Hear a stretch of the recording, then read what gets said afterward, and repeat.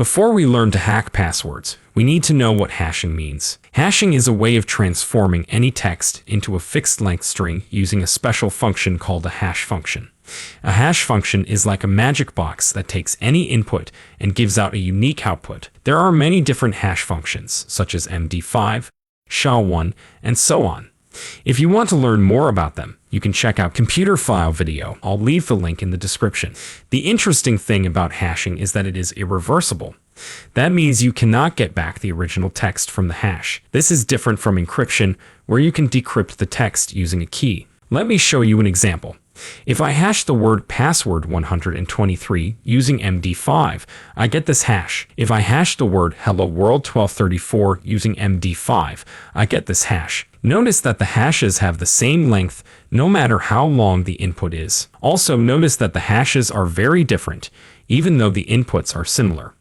This is because hashing is very sensitive to any change in the input. Now, there is another technique called encoding, which is often confused with hashing.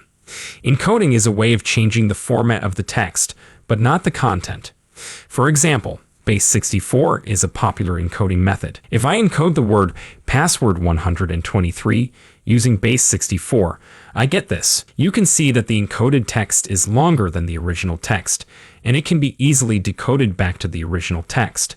So, how do we verify the text if we cannot reverse the hash? Well, we simply compare the hashes. When you sign up for a website, they will hash your password and store it in their database. When you log in again, they will hash your password again and see if it matches the stored hash. If it does, you are in. If not, you are out. But this also means that hashing is vulnerable to attacks. One of the common attacks is to use a rainbow table, which is a pre-computed list of hashes for common passwords. If an attacker gets access to the hashed passwords, they can use the rainbow table to find the matching passwords. This is where Hashcat comes in. Hashcat is a tool that can help us crack hashes using various methods, such as brute force, dictionary, mask, and so on. Let's see how to install and use Hashcat to crack some hashes. Hashcat can try different combinations of letters, numbers, and symbols, or it can use a list of words that are likely to be used as passwords.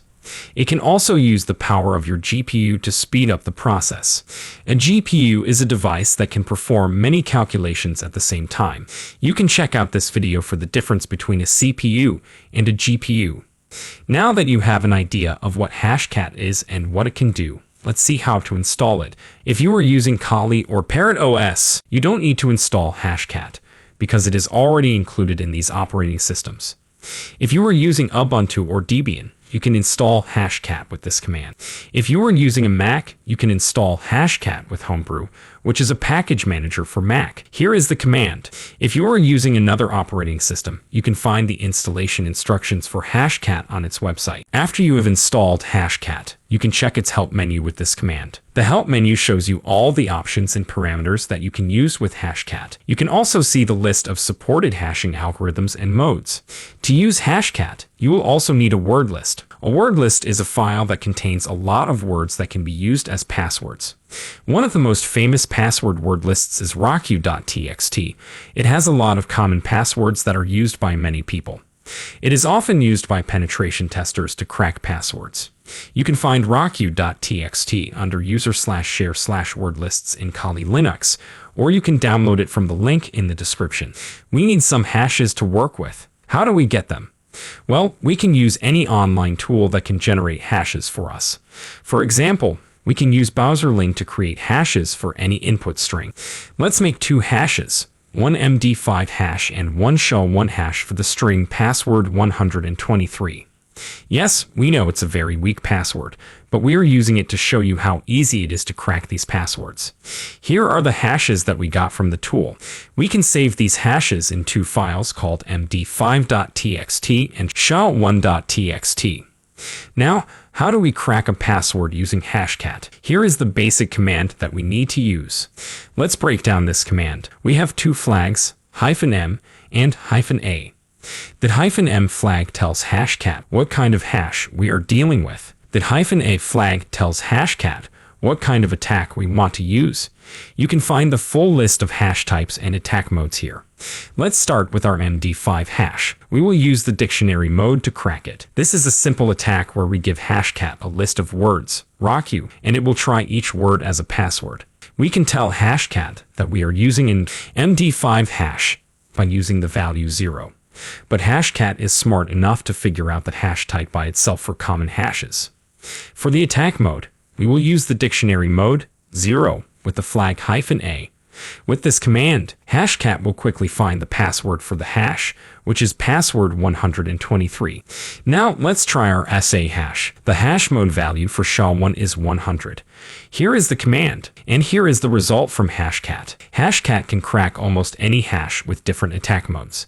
Let's see some of the other attack modes and how they work. Dictionary attack -0. We already saw this attack mode in our example. It is the default mode in Hashcat. It uses a word list to try passwords. The quality of the word list determines the success of the attack. Combinator attack -1. The combinator attack will combine words from our word list to make new passwords. For example, if our word list has the words pass, 123, and hello, Hashcat will make a new word list like this. You can see that using a simple word list can give us many possibilities. This attack is useful if we have some clues about the password. But remember that the bigger the word list, the harder the attack. There are more attack modes in Hashcat, such as hybrid mode, permutation attack, rule-based attack, and so on. Each of these modes can help us crack passwords faster and easier. Now, of course, you need to learn how to protect yourself.